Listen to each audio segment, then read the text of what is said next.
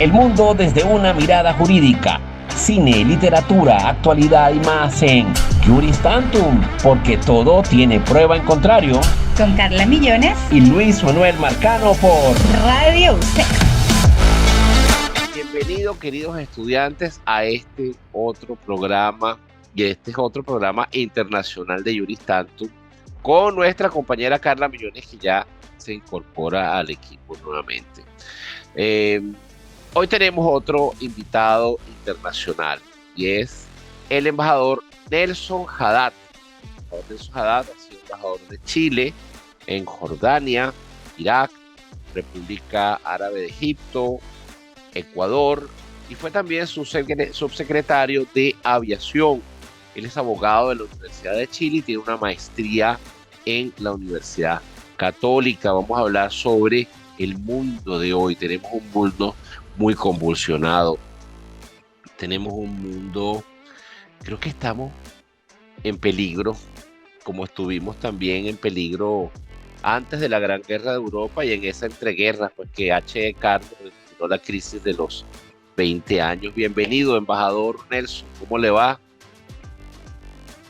Muchas gracias por la invitación, Luis. Gusto de saludarte. Bienvenido aquí a la casa con nuestros estudiantes de Derecho Internacional Público, de Relaciones Internacionales. El embajador Haddad además es profesor de Relaciones Internacionales y de Derecho Internacional Público de la Universidad Central de Chile. Bien, embajador, ¿qué está pasando en esta época que vivimos? ¿Es comparable, a pesar de que no se pueden hacer extrapolaciones históricas, pero es comparable con alguna época que haya vivido la humanidad y que hayamos estado también en peligro? Adelante, embajador, todo suyo el micrófono. Sí. Efectivamente, el mundo hoy día está atravesando por una crisis general de carácter global, ¿no? En que hay focos, ¿verdad?, de confrontaciones militares en distintas partes del mundo, y que tienden a ampliarse y van aumentando las tensiones internacionales y que pueden provocar justamente la ampliación de estos conflictos. Pero yo tengo una teoría sobre esto, Luis. Lo que está en crisis, en primer lugar, es el sistema o la estructura jurídica internacional.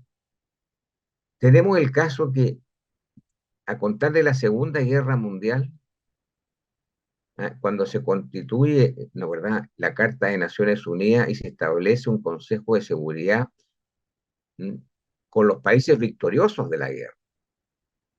Y eso ha permanecido incólume hasta la fecha. Hace 20 años que estamos planteando en Naciones Unidas la reforma integral al sistema de Naciones Unidas. No es posible, por ejemplo, que un miembro del Consejo de Seguridad como Rusia, ¿verdad?, pueda haber cometido una guerra de agresión a Ucrania siendo miembro del Consejo de Seguridad y no le pase nada y queda sin sanción. ¿Por qué? Porque falta lo que se llama la regulación del veto. Basta que uno de los 5 países miembros permanentes levante la mano y diga me opongo para paralizar totalmente el sistema internacional, y es lo que está pasando hoy día. Entonces yo creo que urge una reforma estructural al sistema de Naciones Unidas y, por ejemplo, incorporar incluso a aquellos países que fueron derrotados en la guerra. Por ejemplo, incorporar al Consejo países como Japón, que es la tercera potencia económica del mundo. Incorporar a Alemania, que es la primera potencia económica de la Unión Europea. Incorporar a países gigantescos con 1.500 millones de habitantes, como la India. Estos países tienen que ser miembros del Consejo de Seguridad. Por, hoy día la población mundial tiene 8.000 millones de habitantes del mundo, la humanidad. Y fíjate que entre la India y China hay 6.000 millones. Y esos países, bueno, uno está fuera y el otro está dentro del Consejo. China está dentro del Consejo y la India está fuera. Sudáfrica tiene que estar dentro también y además por ejemplo, en representación de la región nuestra, América Latina y el Caribe, en Brasil, que es una subpotencia, es la sexta potencia del mundo, debería estar dentro. Es decir, falta dos cosas: aumentar el número de miembros permanentes a 9, ¿m? De tal manera que el veto no puede ser uninominal, sino que requiere por lo menos 4, 5, 6 votos. Y además el veto tiene que enfrentar, porque se produce una dicotomía entre el Consejo de Seguridad y lo que piensa la Asamblea General. Hoy día, la Naciones Unidas tiene 193 miembros plenos y se da la paradoja, ¿m? Por ejemplo, en el tema de Gaza, que 153 países, incluyendo China y la India, dijeron sí al alto al fuego de inmediato. Y un solo país, Estados Unidos, en el Consejo de Seguridad levantó la mano y desplomó el sistema. Entonces, el principio jurídico, la igualdad soberana de los estados no existe.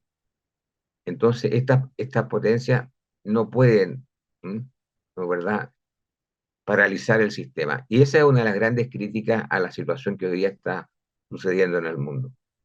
Sí, al parecer como que, digamos, corroborando lo que usted está diciendo, los aliados, especialmente Estados Unidos, hicieron un traje a la medida, su medida, traje que les acomodó para llevar la Guerra Fría, que además ellos se hacen y se sienten victoriosos de un conflicto como la Guerra Fría que al parecer nunca concluyó, no concluyó. Ahorita estamos viendo las consecuencias del avance de la OTAN hacia el este. Y por eso algunos analistas han dicho que la respuesta de Putin es eso, pues no, que hubo una promesa, un acuerdo.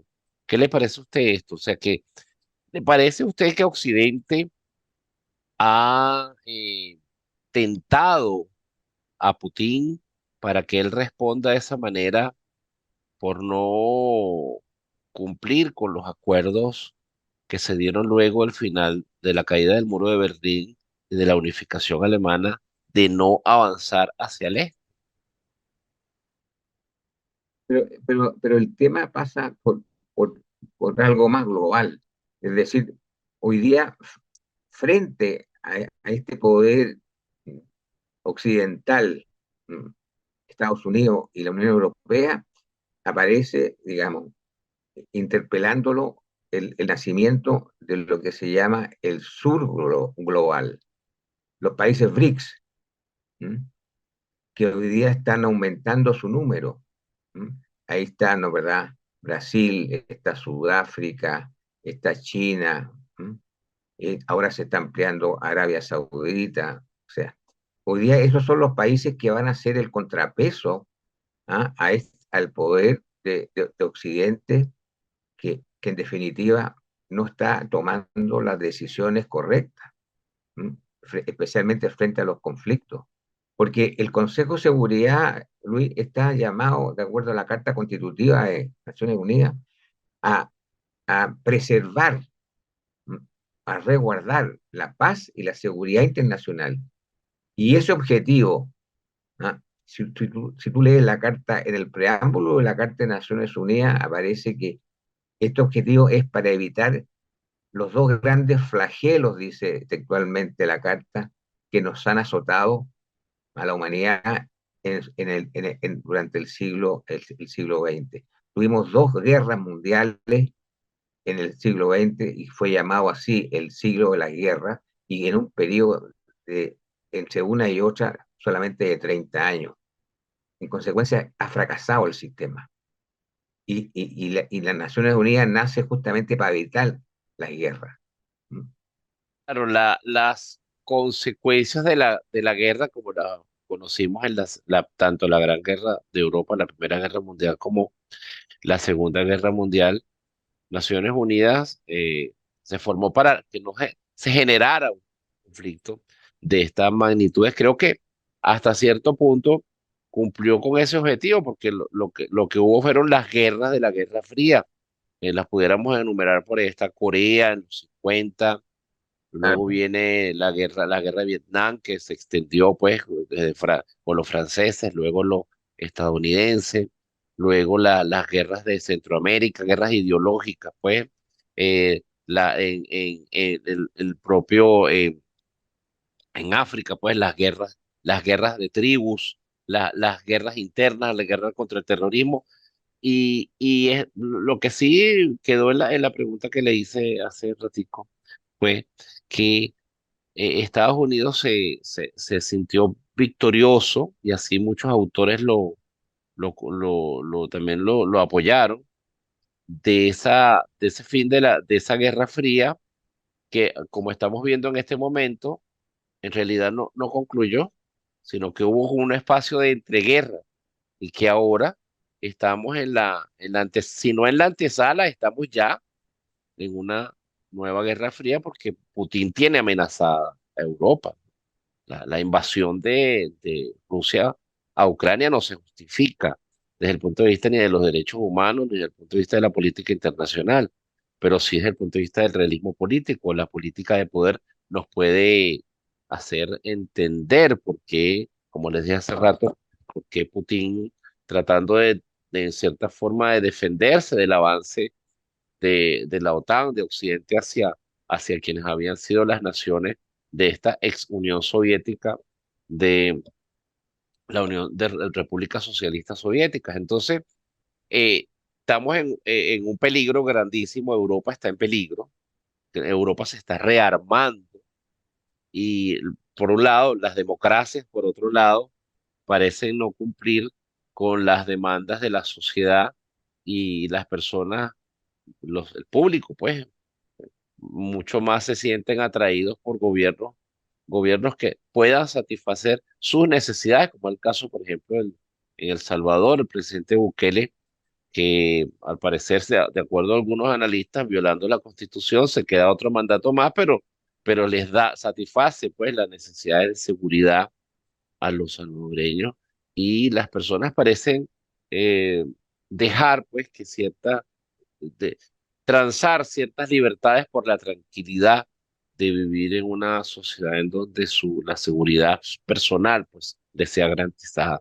Es decir que, y además también tenemos ahí en Taiwán el tema de la unificación de China, que China quiere avanzar sobre Taiwán. Hay países que no reconocen la independencia de Taiwán, hay quienes sí la reconocen, y Estados Unidos siempre apoyando a sus llamados aliados. Pues acaba en estos días, si no, creo que fue ayer o hoy, Irán amenazar a Israel y Estados Unidos, el presidente Biden le dijo no lo hagan.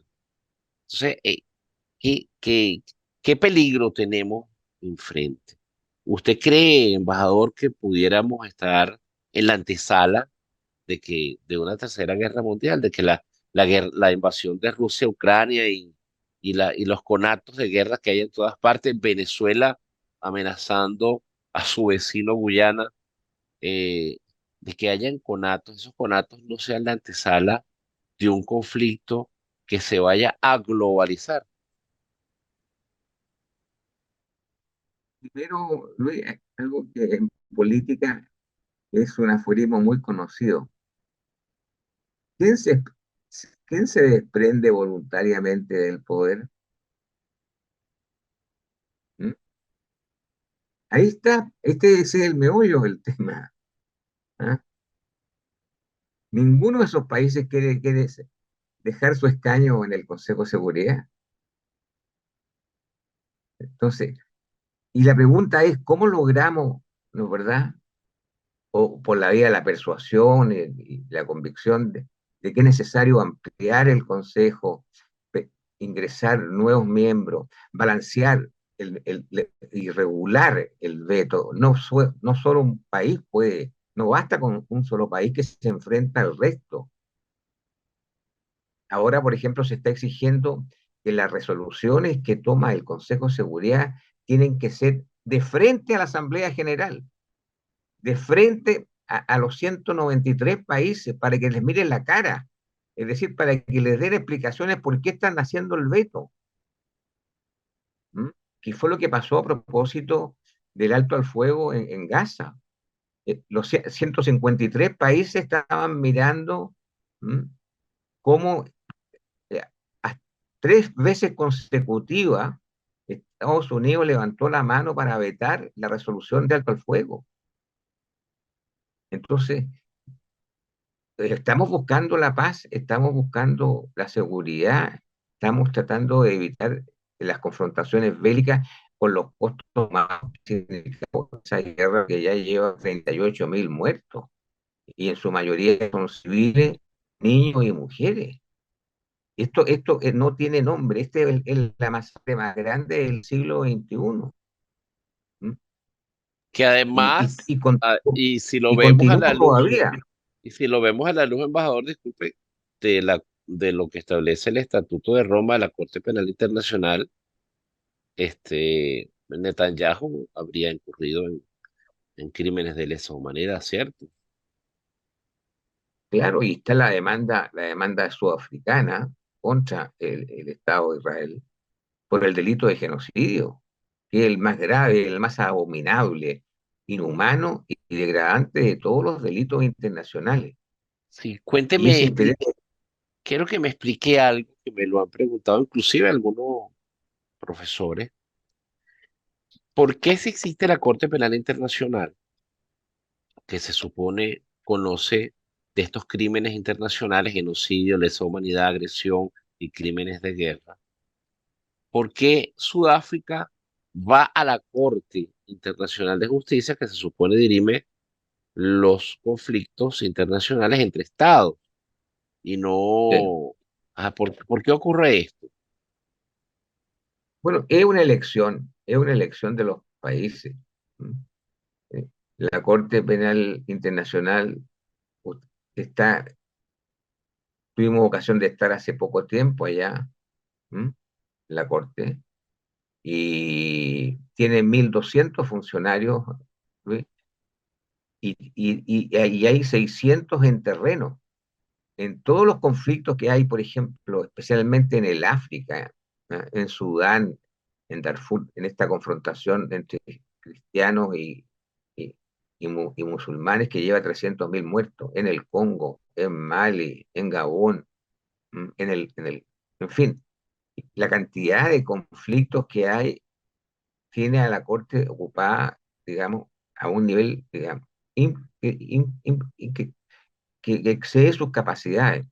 Y ahora se agregó el tema de Palestina, que también hay denuncias de varios países, incluido Chile, que también hizo una denuncia, y, y están investigando.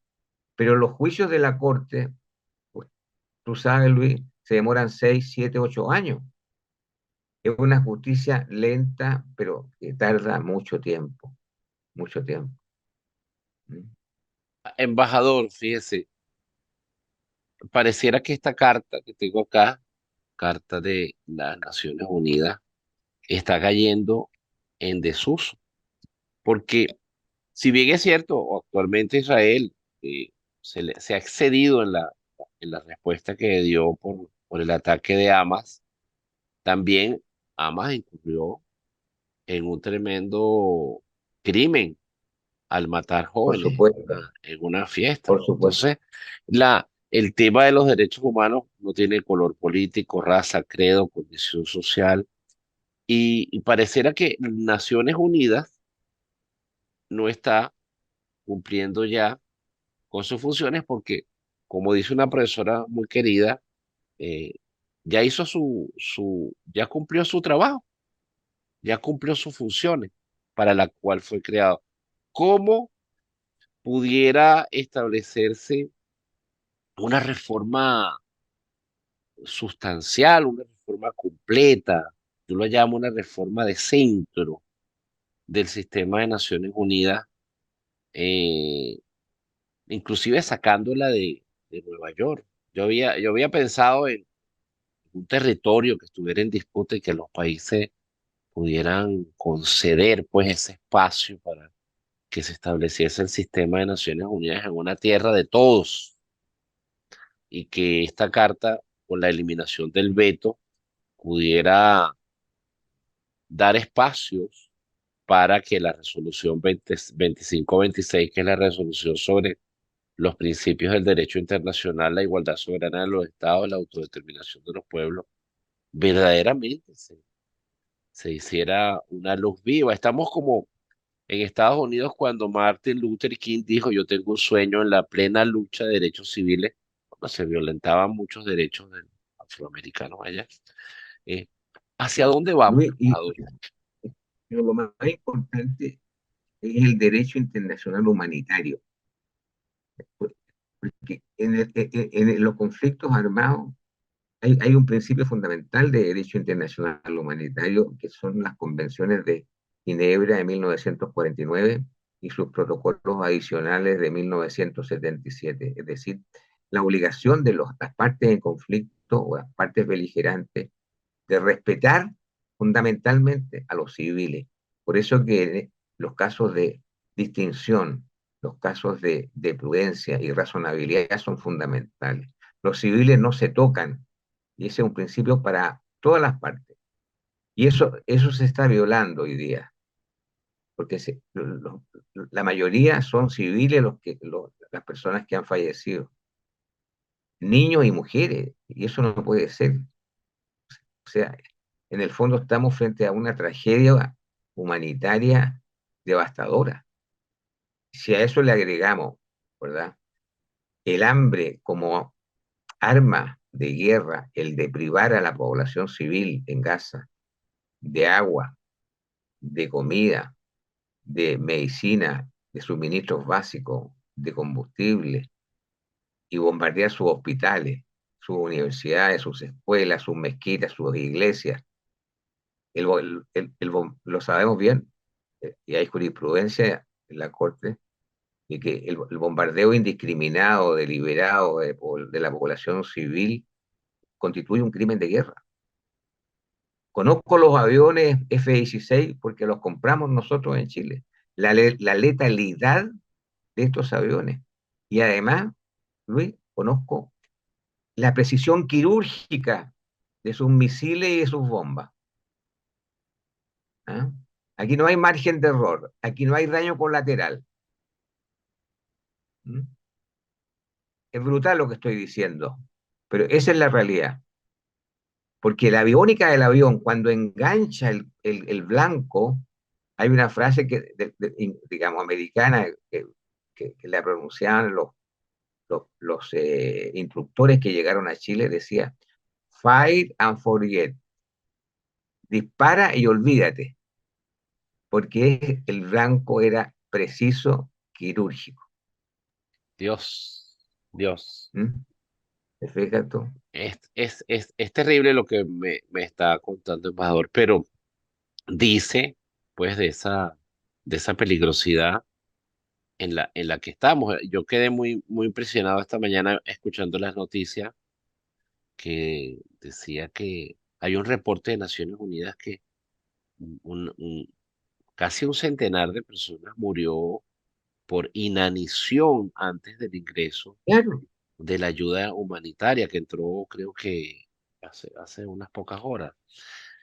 Eh, le pregunto otra vez hacia dónde vamos, si tenemos un sistema de Bueno, Naciones si tú te Unidas que... refieres a este conflicto en específico, Ujú. claro, este conflicto se puede expandir después del bombardeo de la embajada y el consulado de Siria, de Irán en Siria.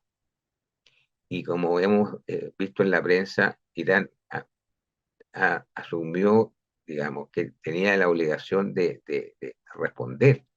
Y entonces la respuesta puede ser brutalmente peligrosa, porque una confrontación en que ya interviene Irán, ¿ah? Que tiene capacidad nuclear, como la tiene Israel también. Entonces, podríamos estar frente a hechos que son de alta peligrosidad. Y además está el caso de Hezbollah en el Líbano, que también tiene digamos, una fuerza militar importante por el norte. Entonces, se puede expandir el conflicto, ¿ah? en toda la región. El propio presidente Biden ha sido claro con Irán diciendo de que no participó en el bombardeo del consulado y la embajada de Irán en Siria, como señalando claramente que no es parte en este conflicto. Y eso fue muy importante, porque las represalias son las que van, digamos, en una espiral de violencia creciendo en intensidad. Y ese es el temor que tenemos, la expansión del conflicto. ¿Hay Y ahí alguna donde más? es el rol de Naciones Unidas, mi querido Luis. Sí, Ahí donde está el rol de Naciones Unidas que tiene que decretar, por ejemplo, Arthur. el artículo, el capítulo séptimo, ¿ah? Que establece sanciones para aquellos países que no cumplen las resoluciones de Naciones Unidas. Tiene establecida el capítulo séptimo, tiene sanciones económicas, comerciales, diplomáticas, inclusive sanciones militares para estados contumaces, ¿m? Que son reacios a cumplir las resoluciones. Y el artículo quinto establece la suspensión de un miembro de las Naciones Unidas cuando no cumplen las resoluciones. Y más lejos, el artículo sexto establece la expulsión de un miembro que reiteradamente, la contumacia, infringe las resoluciones de Naciones Unidas. Yo te pregunto, ¿se cumple con esos artículos? No, No se cumple. no, Porque en para que absoluto. hacerlo efectivo hay que votar en Naciones Unidas, y vuelvo al punto, con un solo país que se oponga, no hay ninguna posibilidad. Lo mismo va a pasar con los juicios. Los resultados de los juicios, tanto de la Corte Internacional de Justicia de La Haya como de la Corte Penal Internacional, al final pasan al sedazo del Consejo de Seguridad. Entonces, es una justicia relativa. Va a depender de la composición en ese momento del Consejo. ¿Mm? ¿Usted cree Cuando que terminen los el juicios. mundo necesita una justicia internacional mucho más independiente? ¿Cómo se hace para divorciar esa justicia internacional, Claro. esa justicia del control político? ¿Cómo Dos sería? cosas, aparte, la justicia, digamos, independiente, porque la justicia por naturaleza tiene que ser independiente. Diente, por supuesto.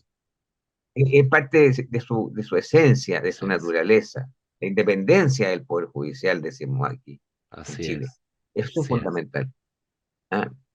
Y eso no se está cumpliendo, no se está cumpliendo, porque todo pasa por el sedazo, ¿m? del Consejo de Seguridad actual, Claro.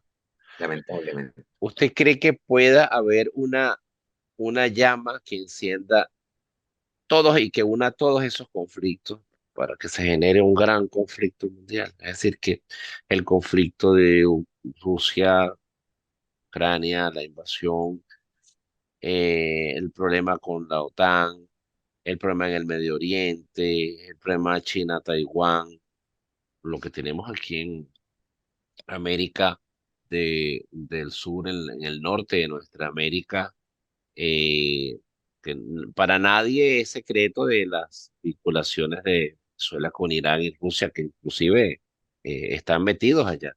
Entonces, puede haber una mecha que encienda al mundo, ¿no? O eso está lejos de cualquier posibilidad. Claro. ¿Tú te acuerdas, me imagino, Luis, cuando eh, cayó la Unión Soviética? Ujú. Nosotros decimos que se cayeron las catedrales. ¿Ah? ¿Quién podría pensar que después de 70 años de revolución bolchevique, Rusia podría desintegrarse como se desintegró? ¿Alguien previó esa situación? Todavía no conozco a nadie que me lo haya dicho. Y he conversado esto con profesores extranjeros. ¿Ah?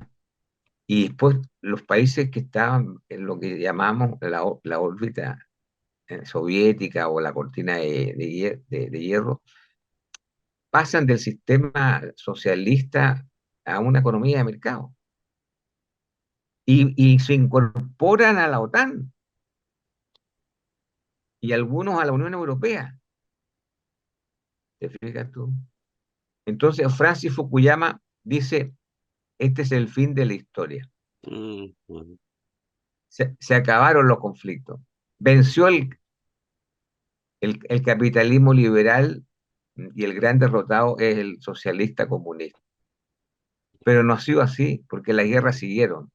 ujú, ujú. ¿Qué Inclusive más hay una, que perdón. embajador, perdón, hay un autor británico, Anthony Beevor, que recomiendo a todos nuestros estudiantes que nos escuchan Sí, la historia de la Segunda Guerra Mundial de Anthony Beevor. Él escribe que la tesis de él es que los mismos problemas sociales, económicos, políticos que generaron la Gran Guerra de Europa del 14 al 18 son los mismos que se van a dirimir luego en la Segunda Guerra Mundial, que hay ese espacio entre guerras. ¿No cree usted que también los problemas de la Guerra Fría se están dirimiendo ahorita en otros espacios y que hubo digamos que una luna de miel, pues, entre guerras ahí con Boris Yeltsin, con Clinton dándose la mano y los antiguos rivales ahora son muy aliados y bueno, ahora tenemos a Vladimir Putin amenazando al mundo con armas nucleares. Eh, pero tú has mm, dicho, digamos, una advertencia muy importante, porque los países que están involucrados hoy día tienen capacidad nuclear. ujú, Yo he escuchado ya a dos ministros del gabinete de guerra, Smutrich y ujú. Langevin, que hay que apretar el botón nuclear. No, Dios mío. Ujú, ujú, Entonces, estamos frente a una situación de alta peligrosidad, ujú, ujú, porque estamos hablando ya de un cataclismo nuclear, porque ya estas bombas hoy día son muy superiores en capacidad de destrucción y de muerte que las bombas de Hiroshima y Nagasaki. ujú. Por eso es que estas disciplinas, derecho internacional público y relaciones internacionales, son tan importantes. Embajador, estamos llegando al final del programa. Tan bueno que se pone la conversación con usted porque siempre es bueno hablar con gente sabia como nuestro querido embajador Nelson Haddad. Embajador, llegando casi al final del programa, unas últimas palabras para nuestros estudiantes con respecto a estos temas. ¿Es posible un nuevo conflicto mundial o todavía tenemos la esperanza de que Naciones Unidas haga algo?